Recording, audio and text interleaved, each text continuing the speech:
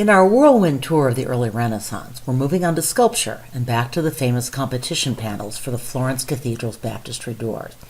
Art historians often cite the 1401 contest as the opening event of the Renaissance, and these competing relief sculptures also serve as a good introduction to the works we'll be looking at today. Anyway, that's my story about why I'm going to talk about a non-required work, and I'm sticking with it.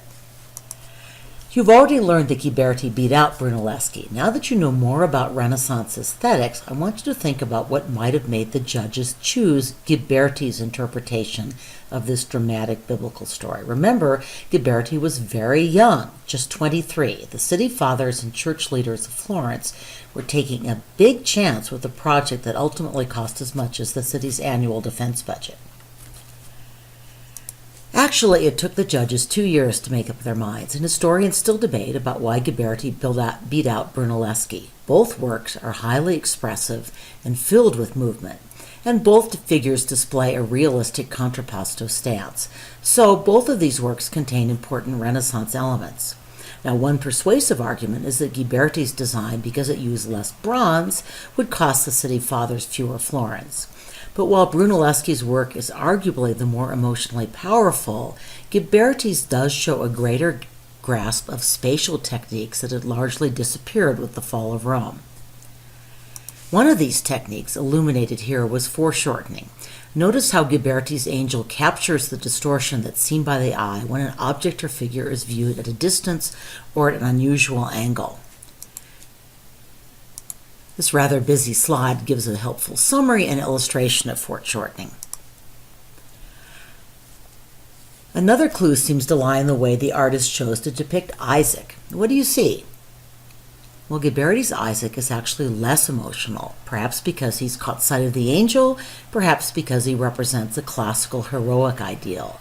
But note his gorgeous nude body with its highly defined musculature. Ghiberti is consciously modeling Isaac on the Greco-Roman ideal.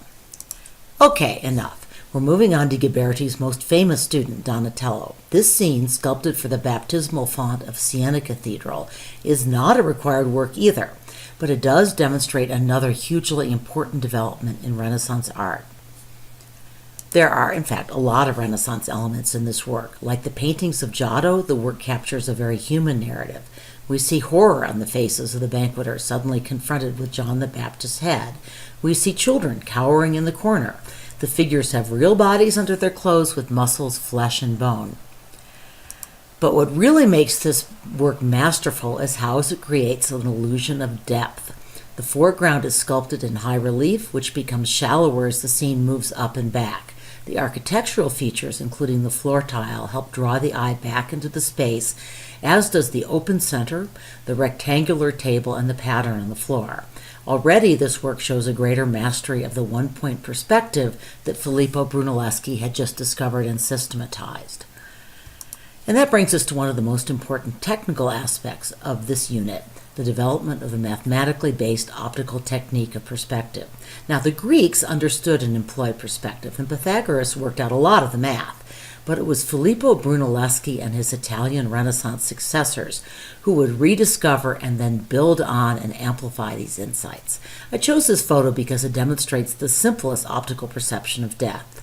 As we look down the road into the distance, the space narrows. Eventually, at the horizon point, it disappears, and this is what we call the vanishing point. The white lines on the road edge make convenient orthogonals, and I've tried to draw in the horizon line. I do not think Brunelleschi would hire me on as an assistant. This diagram makes the same point schematically. The horizon line lies on a line with the vanishing point. The ground line represents the place we stand, and those diagonals, known as orthogonals, provide a mathematical means of drawing to optical or perspectival scale. I'm not going to ask Ms. Jacobs to show the Khan Academy Introduction to Linear Perspective in class. It's longer and more detailed than you really need, but it's up on Moodle. If you'd like to know more, watch it. I would like you to spend a moment playing around with this interactive, which is also on Moodle. Back to Donatello. The good news is I don't think the College Board is likely to ask you to attribute a work you haven't studied to Donatello.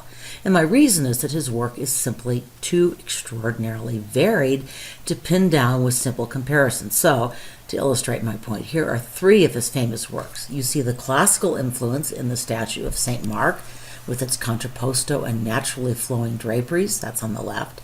Judith in the center adds a political message to the biblical narrative. The Mary Magdalene on the right, which is my personal favorite, is extraordinarily expressive. And now finally we get to our one required work of early Renaissance sculpture, Donatello's David. The immediate context for the work was Florence's defeat of the stronger Duchy of Milan in 1401. Goliath really takes on the role of the Duke of Milan in this sculpture. Of course, you could argue that the rather dictatorial Medici were themselves usurping the symbolism, and that's what the people of Florence seemed to think when they moved the statue out of the Medici Palace courtyard and into the Piazza della Signoria, or town hall, after the Medici fell from favor. But what do you think of the statue itself? Honest reactions here. Well, I'll tell you what struck me between the eyes when I first saw this statue, in the flesh, that is, in the museum. It is deeply, almost creepily sensual. And I say creepily because it has overtones, to me at least, of pedophilia, and because the figure's nudity is accentuated and made more provocative by the fact that he's wearing boots and a hat. The feather from Goliath's hat that sneaks up David's thigh, unrealistically and even disturbingly high up David's thigh, and the almost sleepy expression add, I think, to the sensuality of the sculpture. This seems rather at odds with the militaristic moment and the political significance of David to the Florentines. Donatello's David is not only the first freestanding nude in 1,000 years, it also represents the rebirth of cast bronze sculpture. Bronze had been used for sculpted doors, but not for sculpture on this scale since the classical era. The statue contains many other important classical elements. We see the off-kilter symmetria, reminiscent of classical Greek sculpture. Donatello sets up a dynamic contrast between bent and straight, relaxed and tense. There's been a lot of speculation about the meaning of the soft hat, but clearly it creates an interesting juxtaposition with Goliath's military helmet, the headgear of a peaceful shepherd versus the armor of war. Note, too, how the rock balances the sword. Is this contrasting peaceful, mercantile Florence with militaristic Milan? We don't really know how the people of Florence viewed the statue. Some art historians even think it was viewed as much as a depiction of Mercury as of David. But they must have admired it to give Donatello's David such a prominent place at the heart of Florentine power.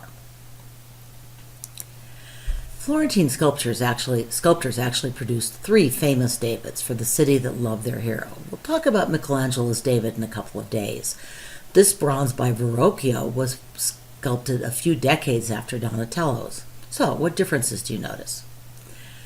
Well, this David is also an adolescent, but he's a cocky bad boy. Your textbook suggests that the model might have been one of Verrocchio's streetwise apprentices. And of course he keeps his clothes on, which strikes me as a good call when facing off against a giant. The postures are nevertheless quite similar, with the off-kilter contrapposto stance, and both show a beautiful young male body. I think this is an intriguing example of how different artistic visions shape different versions of works on the same theme produced in the same period.